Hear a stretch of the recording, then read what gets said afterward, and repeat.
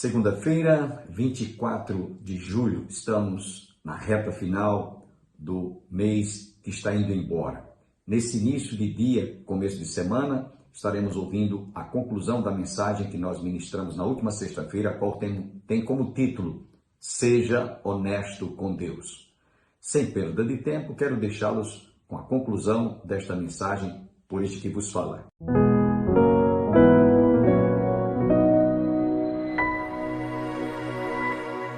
Qualquer hora que a gente ia saindo no nosso carro e tínhamos que passar nas imediações do motel, a gente via essa cena, automóveis saindo ou às vezes chegando, e o comportamento da passageira do lado do motorista era essa aqui. Por que baixar o rosto? Por que esconder o rosto? Consciência ardendo. Podia ser uma senhora casada, podia ser uma moça virgem que estava ali indo para um local para se prostituir. Então, esse sentimento de colocar a mão, tanto é que muitos presidiários, quando são pegos no flagrante, eles botam alguma coisa para não, levanta o capu, bota aqui para ninguém ver o rosto, vergonha. Ora, irmãos, eu estou contando isso aqui para que vocês sintam como nós muitas vezes colocamos aqui essa capa, esse rosto, e alguém tirando a máscara. Nós muitas vezes estamos com máscaras, envergonhando a Deus, sendo desonestos com Deus. A coisa é séria. Mas eu quero trazer aqui para vocês uma palavra em cima disso aqui, que onde o sentimento de honestidade tem a sua origem cognitiva, que são a faculdade ou ato de conhecer, quando os olhos da alma, quando os olhos do coração, quando os olhos do espírito contemplam o Deus que nos criou, a gente tem uma atitude diferente. A gente não vai mais ter esse tipo de comportamento, nem devemos ter de estar com vergonha de Deus, ou sermos desonestos. Não precisará mais haver esse tipo de comportamento. E se tivermos, é porque nós ainda não contemplamos o Senhor assentado sobre o seu alto e sublime trono, conforme Isaías no capítulo 6, verso de 1 a 8, descreve. No ano em que morreu o rei Uzias, diz Isaías no capítulo 6, eu vi o Senhor assentado sobre o seu alto sublime trono, e as abas de suas vestes enchiam o templo, serafins estavam por cima dele, cada um tinha 6 asas, com 2 cobriam o rosto, com 2 cobriam os pés, com 2 voavam, e diziam: glória, santo, santo, santo é o Senhor dos exércitos, e toda a terra está cheia da sua glória. As bases do limiar se moveram, a voz do que clamava, e a casa se encheu de fumaça. Então disse eu: ai de mim, estou perdido, porque sou um homem de lábios impuros e habito no meio de um povo de impuros lábios, e os meus olhos viram ao Senhor. É aí quando a gente passa a ter agora um comportamento de não querermos mais causar vergonha, nem provocar a Deus, no sentido de fazermos alguma coisa que não deveríamos fazer. Se alguém não foi sincero com você, se alguém não foi fiel, se alguém não foi honesto,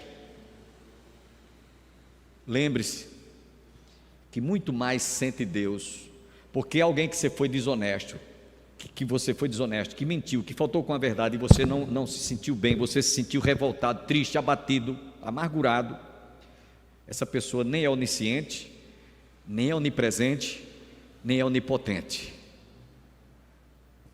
Agora, esse Deus, que nós demos esse título, seja honesto com Deus, Ele é onisciente, Ele é onipresente, Ele é onipotente, e não adianta, mas não adianta mesmo fazermos nada, absolutamente nada, que Deus não contemple, que Deus não esteja enxergando, que Ele não perceba.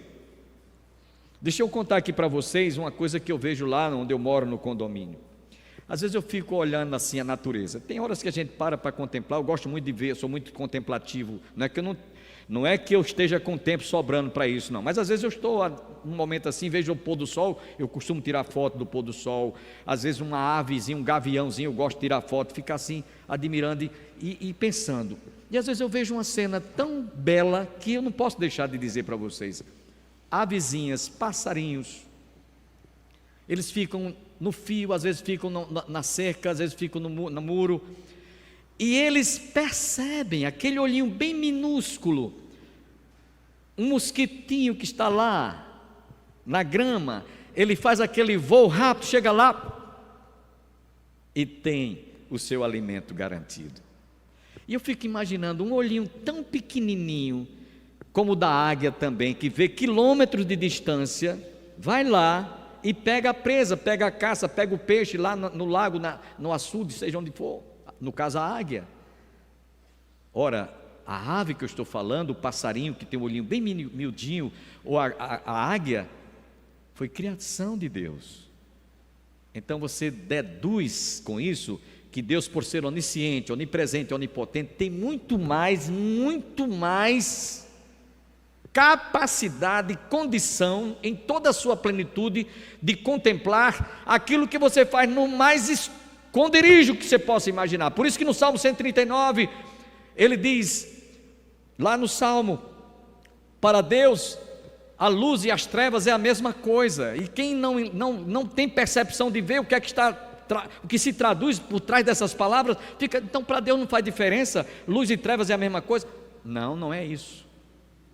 Ele está dizendo lá no Salmo 139, para ti a luz e as trevas são a mesma coisa. Deus vê tão nitidamente, tão perceptível, tão detalhadamente aquilo que você faz em plena luz do dia, com os holofotes, a luz do sol e toda aquela iluminação. Ele vê tão perfeitamente, do mesmo modo como se você esteja nas mais densas trevas, na maior escuridão do mundo, ninguém está ali, só daqui para frente você não vê nada, só vê escuridão, e ele vê tão nitidamente como se estivesse em plena luz do dia.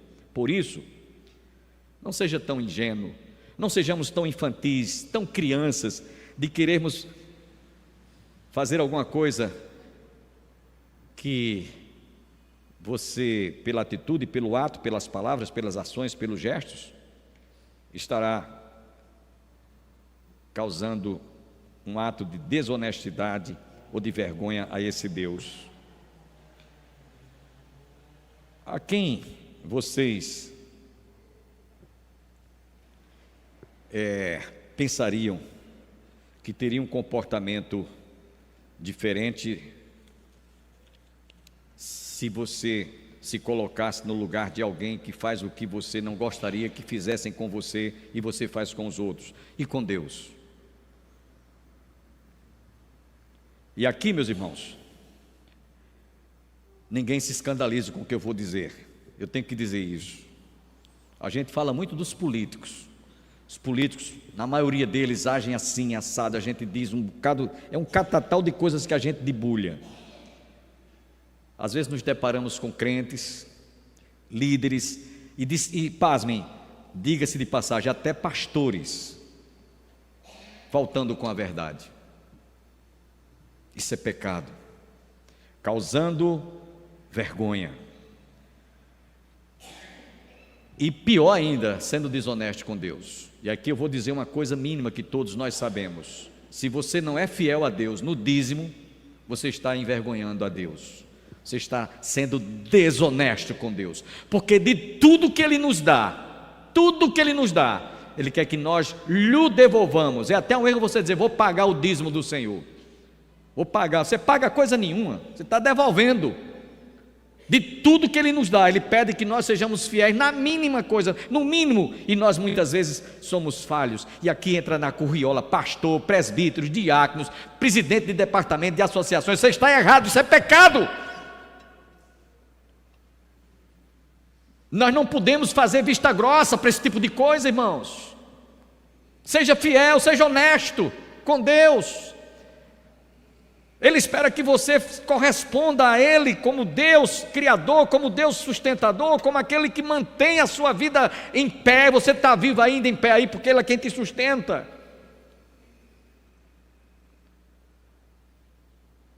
Isaías era profeta, que eu citei há pouco, Isaías capítulo 6.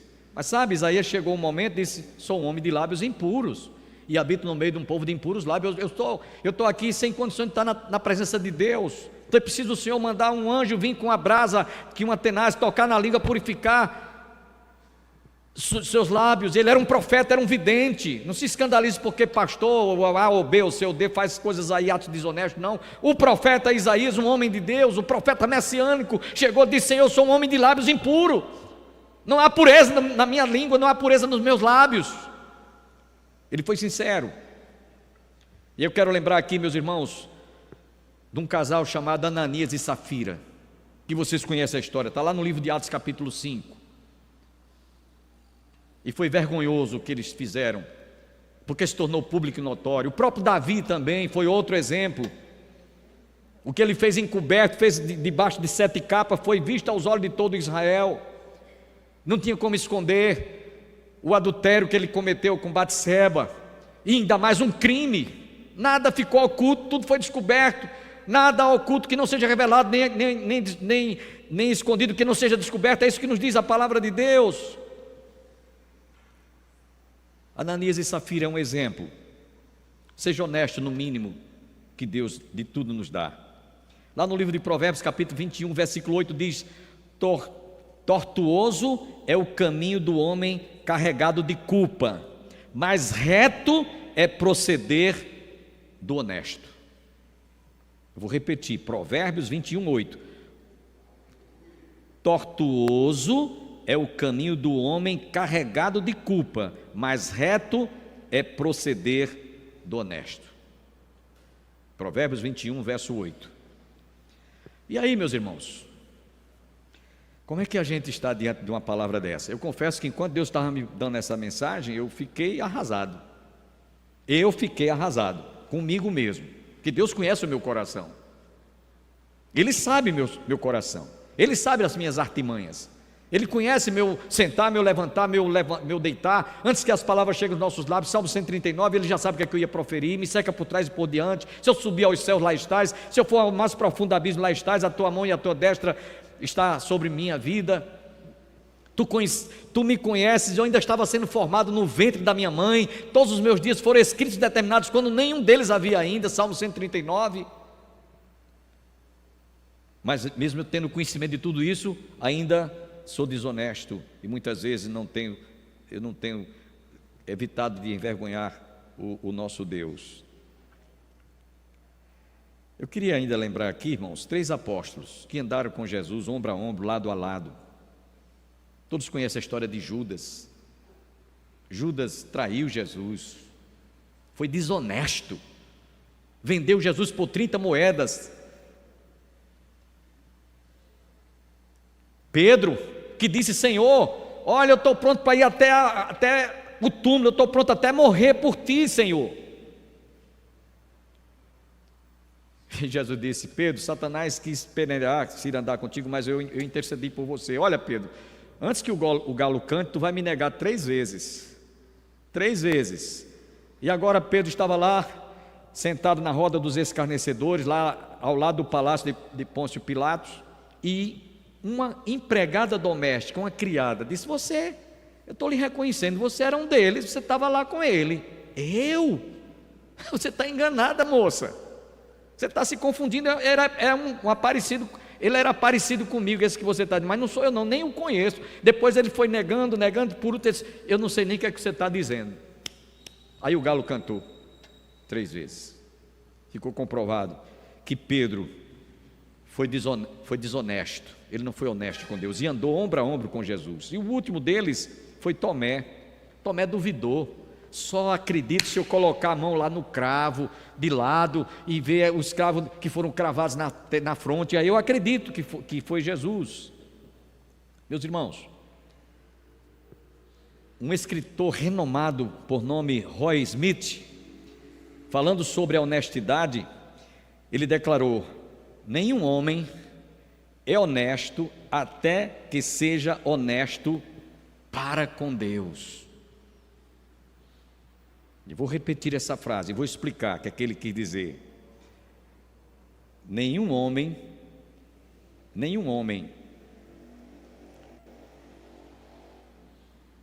é honesto até que seja honesto para com Deus.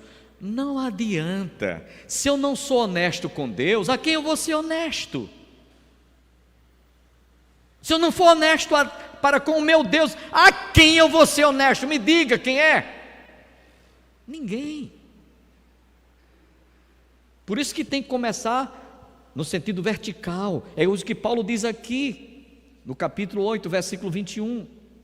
Pois o que nos preocupa é procedermos honestamente, não só perante o Senhor, mas como também diante dos homens. Se eu não for honesto ao meu Deus, eu não vou ser honesto a mais ninguém, nem a mulher, nem a marido, nem a pai, nem a mãe, nem a patrão, nem a seu ninguém. Ponha isso na sua cabeça. Se você não for honesto para com Deus, a mais ninguém você será. Um outro escritor também, por nome Henry Holten, ele disse: para ser honesto para com outrem, faz-se mister que a pessoa seja absolutamente honesta para consigo mesma. E aí eu lembro uma frase que eu citei hoje de manhã de pastor Rosivaldo de Araújo, pregando aqui na igreja. Ele disse: ninguém prevalecerá contra um homem, pode ser uma mulher também, a frase era: ninguém poderá prevalecer contra um homem que esteja em paz com Deus, com a sua consciência e com o seu próximo. Pode dizer o que quiser, o que tiver de dizer, pode dizer e chamar de tudo que quiser de chamar, mas na hora de pegar para você, prova isso aqui? Não provo. Então fique calado, não diga mais nada. Um outro, o James Ellis, ele criou uma alegoria, né? uma ilustração. Ele disse: o navio da desonestidade sempre faz água. Dá para vocês entenderem? O navio da desonestidade sempre faz água. Paulo, escrevendo na primeira carta aos Coríntios, capítulo 4, versículo 2, ele diz: ora, além disso, o que se requer dos dispenseiros é que cada um deles seja encontrado honesto ou fiel. A tradução fiel, mas há uma tradução também que diz honesto. Irmãos, estamos chegando ao término dessa palavra. Eu queria pedir a vocês que não saia daqui hoje à noite sem que você não se conserte com Deus.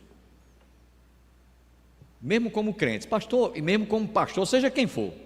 Senhor, a partir de hoje, eu não vou mais ter esse tipo de comportamento, de desonestidade. Eu quero ser honesto, porque você vai ver agora algumas coisas que nós mostramos aqui. Por isso que Paulo disse: pois o que nos preocupa, é uma preocupação que Paulo tinha, é procedermos honestamente, não só perante o Senhor, como também diante dos homens. E aí vejamos algumas razões. Por que eu devo ser honesto para com Deus? Por quê? É simplesmente porque eu fui criado conforme a sua imagem e semelhança? É somente porque eu tenho ele colocou no meu DNA esse sentimento de honestidade e fidelidade?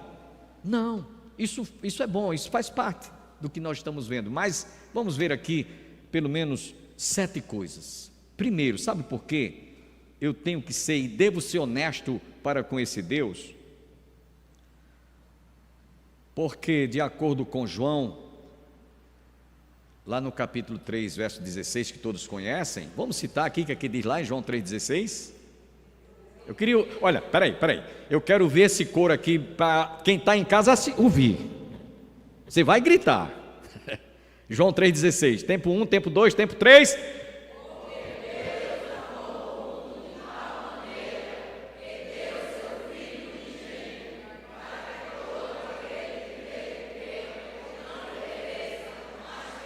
A vida eterna, amém, irmãos?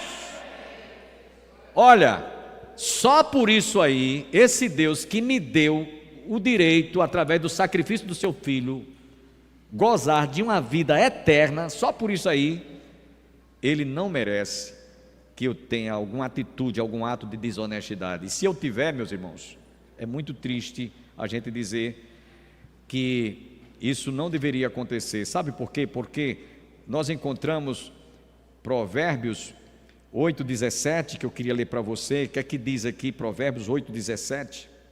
E vamos ler. Eu estou terminando já, vou só citar as 7 coisas pelas quais você não deve ter esse tipo de comportamento. Provérbios 8,17, estou já concluindo esse versículo que eu quero ler para vocês. Eu vou pedir que os nossos sonoplastas coloquem aí na tela aí, para a gente, pronto. O que é que diz aí? Eu amo os que me amam, os que me procuram, me acham. Agora, eu amo os que me amam, você está sabendo que não fomos nós que amamos ele primeiro? Você sabe disso? Primeira epístola de João diz: nós amamos porque ele nos amou primeiro. Olha, gente, uma pessoa que ama primeiro a gente, e sem a gente merecer, essa pessoa a gente deve ter a maior estima por ela, o maior respeito, o maior cuidado para não criar alguma situação que essa pessoa se sinta decepcionada, triste, arrasada. Mas o que eu fiz tanto por essa pessoa, ele fez o que tinha de fazer, deu tudo o que ele tinha de melhor, único filho, e agora eu estou sendo desonesto? Seja honesto com Deus. Essa era a preocupação de Paulo. Então essa é a primeira coisa. Segunda coisa, porque a sua provisão e providência para com os seus filhos ou os seus servos é a maior prova do cuidado que ele tem em nos proteger e do zelo em nos guardar e dar aquilo que nós às vezes nem pensamos nem imaginamos, e ele faz por nós. É isso que nos diz a palavra de Deus. Nem pensamos nem imaginamos, e ele faz por nós. O zelo, o cuidado que ele tem para conosco é tão grande. Os seus anjos estão acampados ao nosso redor, gente. Os seus anjos estão acampados ao nosso redor, nos protegendo, nos guardando. Ele manda os seus anjos, como diz o salmista. Então, esse ser que é Deus, nosso Pai, ele não merece que nós sejamos desonestos com ele.